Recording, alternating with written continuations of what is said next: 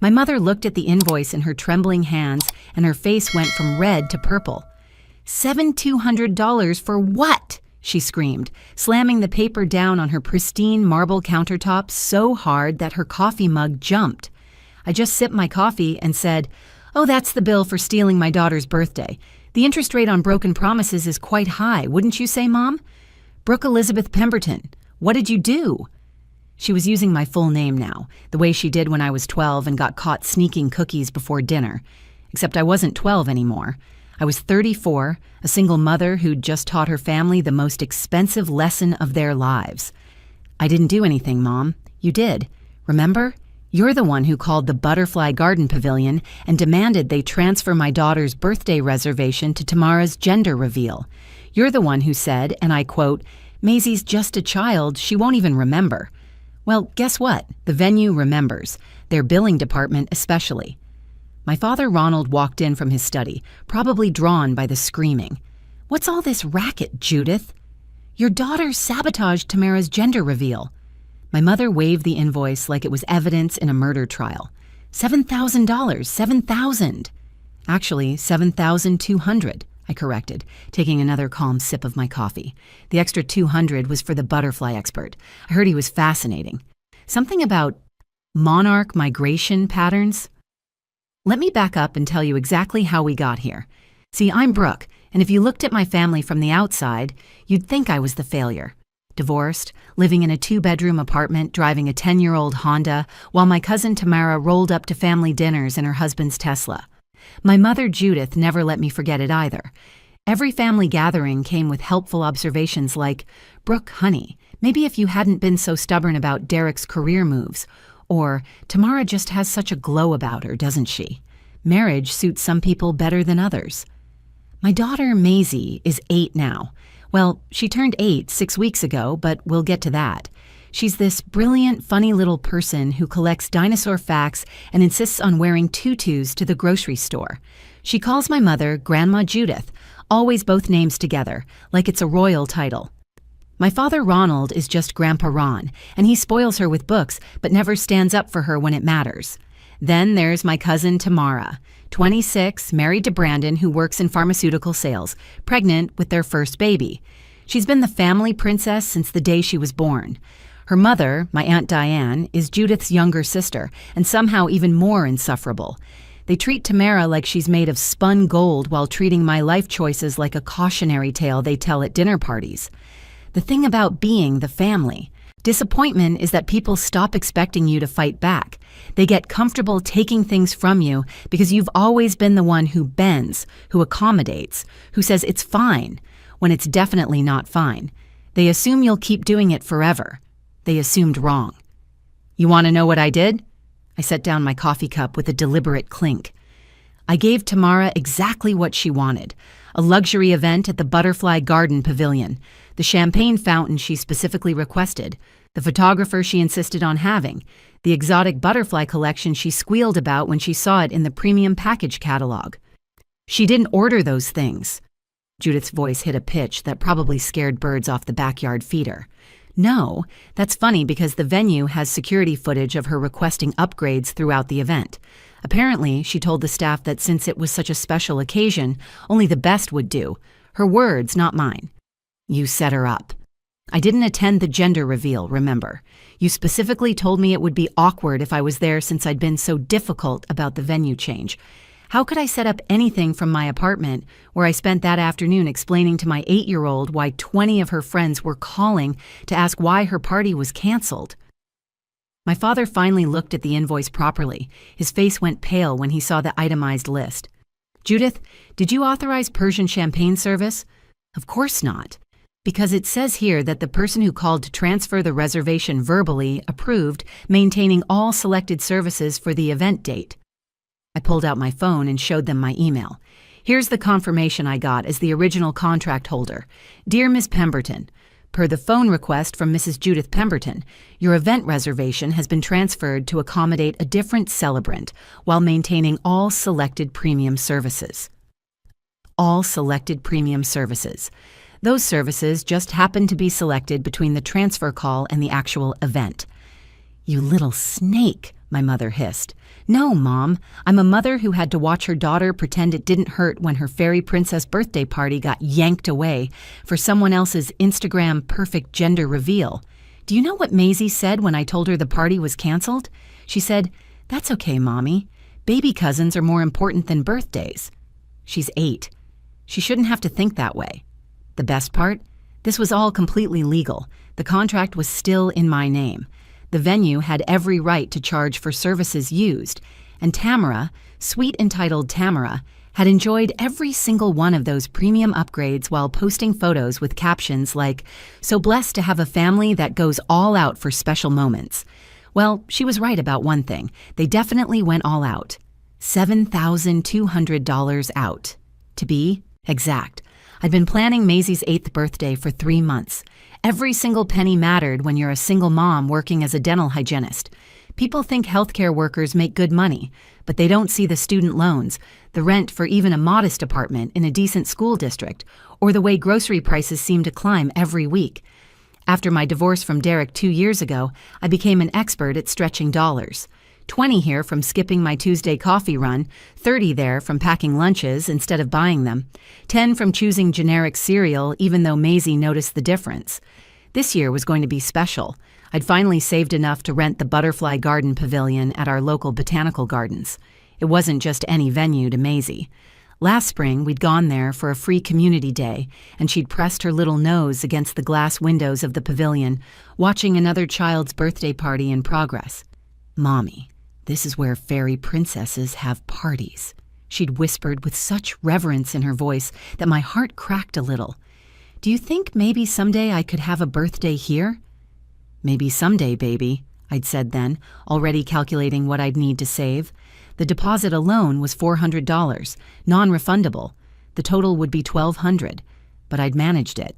Every skipped lunch, every overtime shift, every weekend I'd picked up extra cleaning work at the dental office, it all led to this moment when I could tell Maisie her dream was coming true. Really? Really, truly? She'd actually jumped up and down in our tiny kitchen, her dinosaur socks sliding on the linoleum. "Can I wear my purple dress? The one with the sparkles? And can we invite Rosie and Emma and Jackson? Jackson says girls' parties are boring, but I told him mine would have real butterflies." "You can invite whoever you want, sweetheart. 20 friends, just like we talked about." She'd thrown her arms around my waist. "Grandma Judith's going to be so surprised. She always says our apartment is too small for a real party." That stung because it was absolutely true. Judith never missed an opportunity to remind me how I'd downgraded after the divorce. Every family dinner came with commentary. "Brooke, honey," she'd say while passing the potatoes in her dining room that could fit my entire apartment, "maybe if you'd tried harder with Derek, Maisie would have a proper backyard for her birthday. Children need space to run around." Or my personal favorite, "It's just such a shame. When you were Maisie's age, we threw you that carnival party with the pony rides. Remember? Of course, your father's business was doing well then, and we had that big house on Maple Street. Different times, I suppose." The implication was clear. I'd failed where she'd succeeded. I couldn't give my daughter what she'd given me. But this year would be different. The Butterfly Garden Pavilion was better than any backyard. 20 of Maisie's friends would be there. We'd have the butterfly release ceremony where each child would get to release a painted lady butterfly while making a wish. The pavilion would provide child-friendly refreshments, and I'd ordered a special cake from Bellissima Bakery, the fancy place downtown that usually did wedding cakes. It was shaped like a butterfly with edible glitter wings that changed color in the light. Cost me an extra $150, but Maisie had seen it in their window and gasped like she was looking at magic itself. I'd even bought myself a new dress for the occasion. Nothing expensive, just something from Target clearance. But it was soft blue and didn't have any stains from Maisie's toddler years. I wanted to look like the kind of mother who could give her daughter a beautiful party, who had everything together, who didn't have to check her bank balance before buying milk. 2 weeks before the party, everything was perfect. The invitations had gone out, handmade by Maisie and me with cardstock from the dollar store and glitter she'd been saving in a jar. Each one said, "You're invited to a fairy princess garden party," with the date March 18th, 2 p.m. at the Butterfly Garden Pavilion. The RSVPs had come flooding back. Every single child said yes. Even Jackson, who'd apparently told his mother that Maisie's party was going to be the coolest thing ever because of real butterflies and no clowns. That Sunday, we went to my parents' house for dinner, just like every week. It was a command performance, not an invitation. Judith liked to have what she called family togetherness time, which usually meant time for her to offer unsolicited advice about my life while my father read his iPad at the table and occasionally grunted in agreement. I couldn't help myself. I pulled out my phone to show them the invitation design. Maisie designed these herself. The party's Saturday the 18th at 2 p.m. That's when everything started to fall apart. "Oh my God, Aunt Judith!" Tamara's voice rang through the dining room like a bell. She'd just walked in, late as always, her hand resting on her perfectly round baby bump, wrapped in a designer maternity dress that probably cost more than my monthly grocery budget. "I just had the best idea. We should do the gender reveal at the butterfly garden. Can you imagine? Blue or pink butterflies flying everywhere. It would be absolutely perfect for Instagram."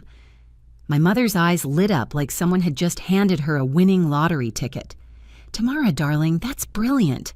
When were you thinking? We need to make sure Brandon's family can come, and of course the Weatherbys, and oh, the Carltons would love something like that."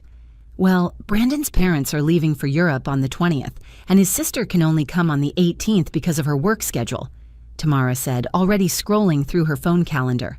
"The 18th would be absolutely perfect. Afternoon would be ideal for the lighting." My heart stopped. The words came out before I could stop them. "That's Maisie's party date." The room went quiet for exactly 2 seconds before Judith waved her hand dismissively, the same way she'd wave away a fly at a picnic. "Oh, Brooke, you can move it. Maisie's just a child. She won't even remember this by next month. But Tamara's first baby? This is a once-in-a-lifetime moment. You can't expect us to prioritize a child's party over a gender reveal." "Mom, I already paid the deposit. $400. Non-refundable. I sent out 20 invitations. Every single kid has already RSVP'd yes. Maisie's been practicing her butterfly release speech for weeks."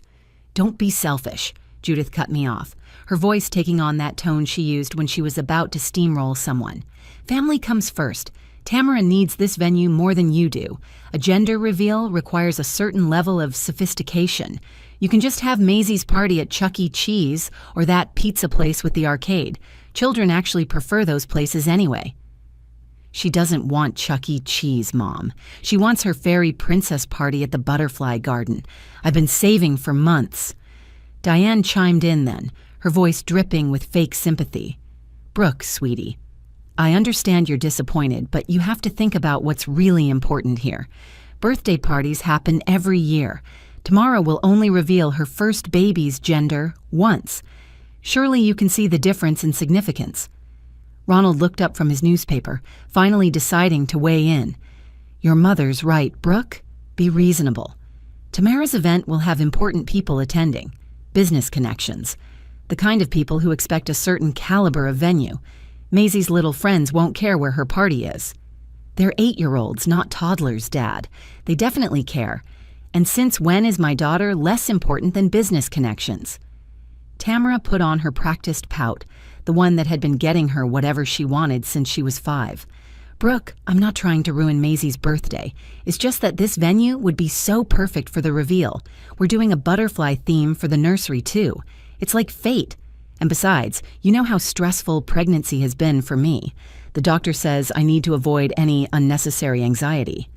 "Then plan your own party at a different venue," I said, my voice getting harder. "There are dozens of beautiful places in the city." "But none of them have the butterfly release option," Tamara whined. "And I already told Brandon's mother about it.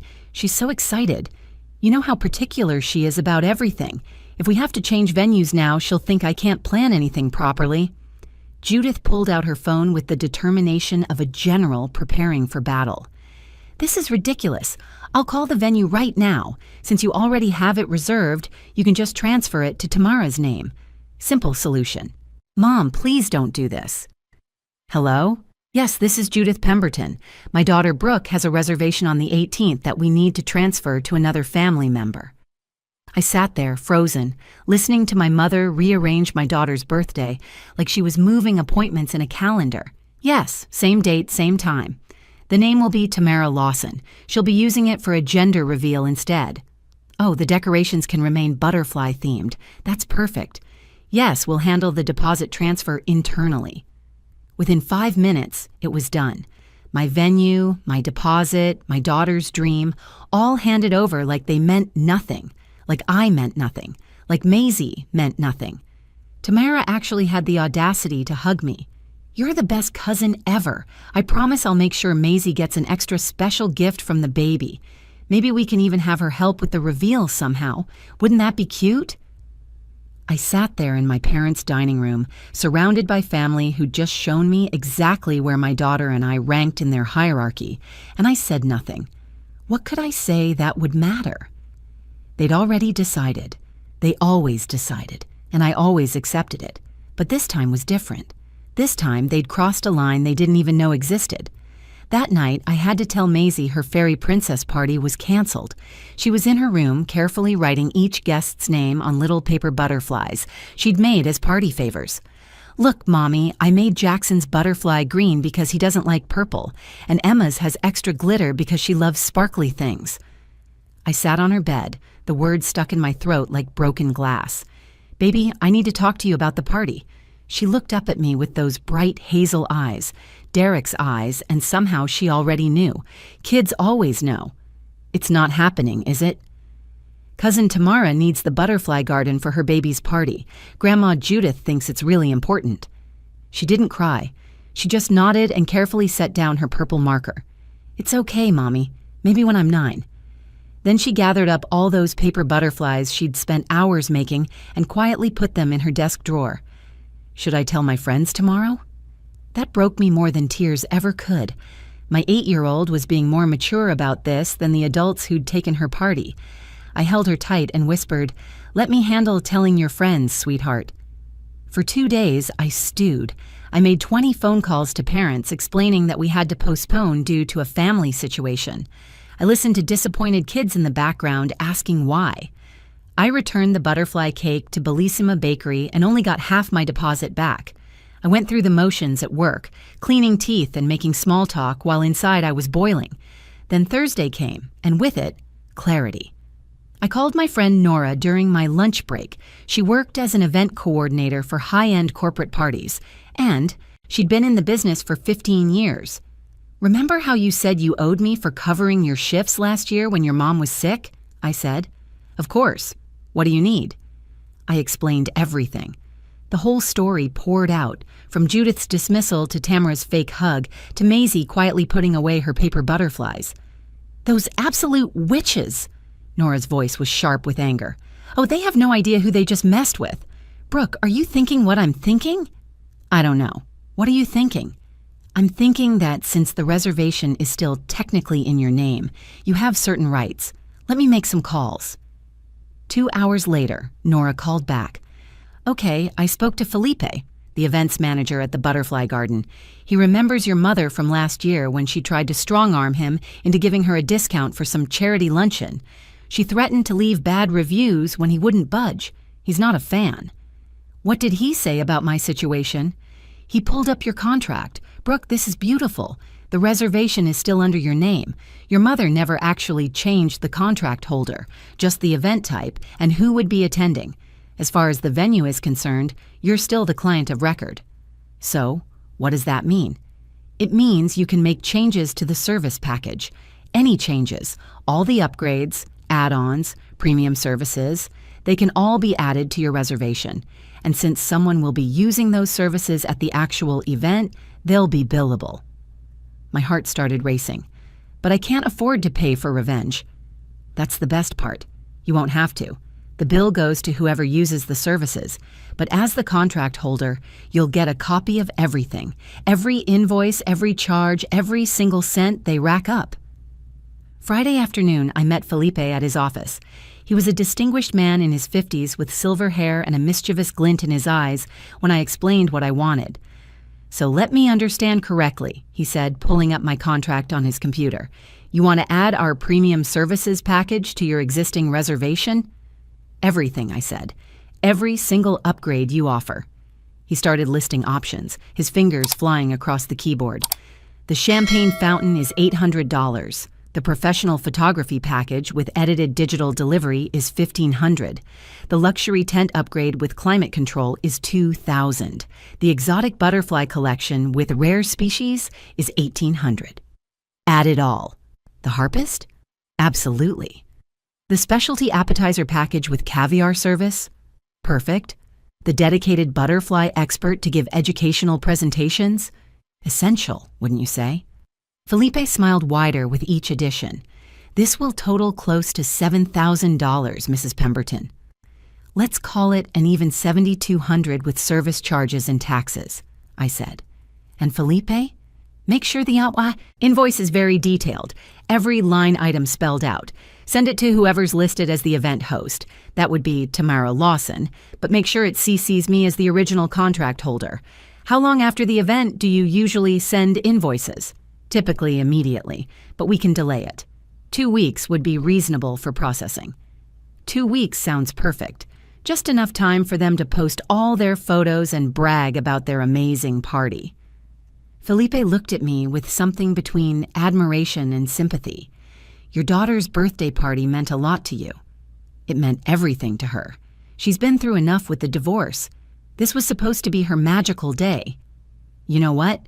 If they call to complain or ask about the charges, I'll be happy to explain that all services were authorized under the original contract holder's name, and that security footage from the day of the event clearly shows them enjoying every single premium service. I stood up, shaking his hand. Thank you, Felipe. Don't thank me yet. Thank me when they get the bill. The gender reveal was spectacular, from what I heard and saw plastered across social media. Tamara posted 137 photos on Instagram, each one more elaborate than the last. I know the exact number because I counted while sitting in my apartment with Maisie, who was having a quiet sleepover with her best friend Rosie instead of her butterfly party. Look at this one, my coworker Bethany showed me on Monday, shoving her phone in my face. Your cousin's party looks like something out of a magazine. That champagne fountain with the butterflies etched in ice? Incredible. The photos showed everything. Tamara in a flowing white dress that probably cost more than my rent, releasing a cloud of rare blue morpho butterflies, while Brandon popped a confetti cannon that rained down blue sparkles. The professional photographer had captured every angle, every guest's delighted face, every detail of the luxury tent with its crystal chandeliers and climate-controlled interior. The harpist in the background of one shot, her fingers gracefully plucking strings while guests sipped champagne. The butterfly expert in his safari vest holding up exotic specimens while children and adults alike gasped in wonder. Your mother really went all out, Bethany continued, not noticing my tight smile. This must have cost an absolute fortune. Yes, I replied quietly. It certainly did. Tamara's captions were works of art in their own right. So blessed to have a family that knows how to celebrate life's precious moments. And when your family surprises you by upgrading everything to premium because they love you this much. And my personal favorite, some people just know how to throw a party. Thank you to the best aunt in the world for making this perfect. 2 weeks later, exactly 14 days after the reveal, I was having coffee at my parents' house. I'd been invited for a family meeting about planning Tamara's baby shower. I arrived early, knowing the mail usually came around 10:30 on Saturdays. We're thinking August for the shower, Judith was saying, flipping through her planner. The country club has availability, and of course we'll need to reserve their grand ballroom because Tamara's list is already at 200 people. Of course, I murmured, watching the clock. At exactly 10:28, I heard the mail truck outside. My father went to get it, as he always did, bringing back the stack without looking through it. Judith sorted mail while talking, a habit she'd had my entire life. Bills, junk, another credit card offer. Oh, what's this thick envelope from the butterfly garden? She opened it casually, probably expecting a thank you note or a promotional flyer for future events. Then she pulled out the invoice. The silence lasted exactly 3 seconds before the explosion. $7,200! Her shriek was so loud that my father dropped his coffee mug. It shattered on the tile floor, but no one moved to clean it up. Ronald grabbed the invoice from her shaking hands, his face going from confusion to shock to rage as he read down the itemized list. Champagne fountain service, $800. Professional photography package, $1,500. Exotic butterfly collection, $1,800. Luxury climate-controlled tent, $2,000. Harpist, $600. Caviar service. I leaned over, pretending to look for the first time. Oh wow, look at all these services. Mom, I had no idea you ordered all this for Tamara. Though I guess when you said her gender reveal was a once-in-a-lifetime event, you really meant it. I didn't order this. Judith's face had turned a shade of purple I'd never seen before. We just wanted the basic package. This is fraud. This is theft. I'm calling them right now. She fumbled with her phone, her fingers shaking as she jabbed at the numbers. I sipped my coffee and waited. Hello? Yes, this is Judith Pemberton. I'm calling about an invoice we just received. $7,000 for services we did not authorize. I could hear Felipe's calm voice through the speaker, professional and steady. Mrs. Pemberton, let me pull up your event details. I see here the event was on March 18th, originally booked by Brooke Pemberton? Yes, but we changed it to my niece's gender reveal. I see that note here. However, I'm looking at the contract, and all these services were ordered under the original reservation name, Brooke Pemberton. The services were authorized and fully utilized at the event. The signature authorizing the transfer of the event purpose never included a change to the service package level. But I didn't order these services. Ma'am, someone certainly did, and according to our security footage and the photographer's timestamps, all services were not only delivered, but extensively enjoyed. In fact, I have video of Miss Lawson specifically requesting several of these upgrades on the day of the event. Would you like me to email you the footage? She's quite clearly stating, and I quote, "This is my first baby. We simply must have the champagne fountain. It's what this moment deserves." Judith turned to me, her face contorted with rage. "You did this." I set down my coffee cup with deliberate calm. "Did what, Mom? You're the one who insisted on taking over my reservation. You're the one who called them. You're the one who said Tamara's party was more important than your granddaughter's birthday. I had a simple $1,200 butterfly party planned. You're the one who apparently decided it needed to be a luxury event. You knew this would happen. How could I know Tamara would order champagne and caviar?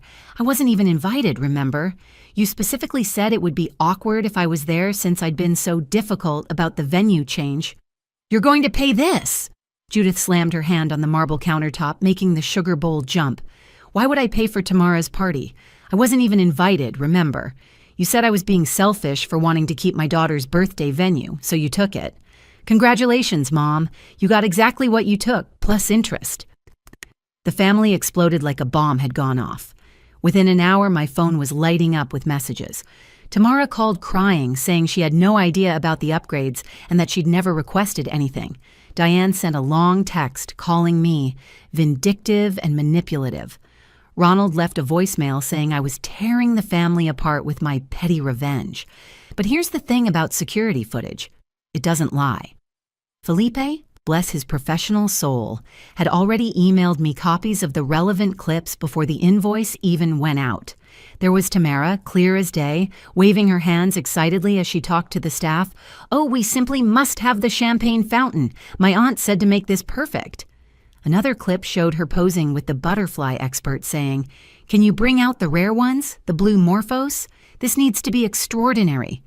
When Judith refused to pay, claiming fraud, the venue's legal department got involved.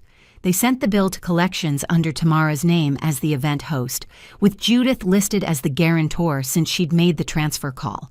Tamara's perfect credit score, the one Brandon always bragged about, dropped 150 points in 30 days.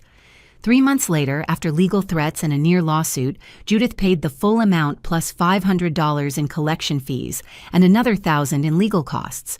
$8,700 total for a party that was supposed to be more important than my daughter's birthday. But the real victory came from the most unexpected place. The day after the invoice incident, Felipe called me personally. "Mrs. Pemberton, I heard about what happened with your daughter's original party. It's been weighing on my conscience. We had a cancellation next month, a corporate event that fell through. Would you like the Butterfly Garden Pavilion for Maisie's birthday? No charge. Consider it an apology for our part in this misunderstanding. I nearly cried right there on the phone. Felipe, I can't accept that. It's too generous. Please. I have a granddaughter Maisie's age. I've seen the disappointment in a child's eyes when adults let them down. Let me do this. Maisie's 8th birthday party happened 6 weeks late, but it was perfect. 20 kids releasing butterflies into a sunny April sky. The fairy princess cake from Bellissima, which they'd kept the design for and only charged me for the ingredients. Maisie in her purple sparkly dress, reading her butterfly fact speech she'd practiced so hard. The photos I took on my phone were worth more than any professional package. At the party, one of the other moms, Jennifer, pulled me aside. I heard about what happened with your family. That INVOICE story is legendary at school pickup now. $7,000. Did they really pay it? Every penny, I replied, watching Maisie help little Jackson release his butterfly because he was scared it might bite him. Good for you. Sometimes people need expensive lessons. 6 months have passed since then. Judith hasn't spoken to me except for necessary communication about Maisie. Ronald sends weekly texts asking me to apologize and be the bigger person. Tamara had her baby, a boy named Caden, and I wasn't invited to meet him. The family WhatsApp group continues without me. But you know what? Maisie and I are happier than we've been in years. Without the weekly dinners at Judith's, we have Sundays for adventures. We've been to every museum in the city, had picnics in parks, and started a tradition of trying new recipes together every weekend. She doesn't ask about Grandma Judith much anymore. Last week, Maisie brought home a school project about family. She'd written about her birthday party, not the drama, just the party itself. Her teacher had written a note. Maisie's description of releasing butterflies with her friends was beautiful. You're raising a child who finds joy in simple, perfect moments. That $7,200 invoice? I had it framed. It hangs in my home office right next to Maisie's butterfly party photos. Sometimes, when I'm paying bills and feeling stressed about money, I look at it and remember, the interest rate on stolen moments should be exactly what it costs for people to think twice before stealing from you again. My daughter learned that promises should be kept. My family learned that taking advantage has a price. And I learned that sometimes the best revenge isn't getting even. It's getting exactly what you're owed, with interest delivered with perfect timing and a professional smile. The Butterfly Garden still sends us invitations to their special events. Maisie and I go sometimes, just the two of us, and watch the butterflies dance in the sunlight. She always whispers the same thing. Best birthday party ever, Mommy. And that's worth more than $7,000 could ever buy. If you enjoyed this story about standing up for what's right and protecting our children's joy, please hit that like button below. Share this video with anyone who needs a reminder that sometimes the underdog wins, especially when it comes to defending our kids. And don't forget to subscribe to the channel for more stories about family drama, sweet revenge, and the moments that show us who people really are. Comment below if you've ever had to deal with entitled family members who needed an expensive wake-up call. I'd love to hear your stories too. Thanks for watching, and remember, never let anyone steal your child's happiness without expecting to pay the price.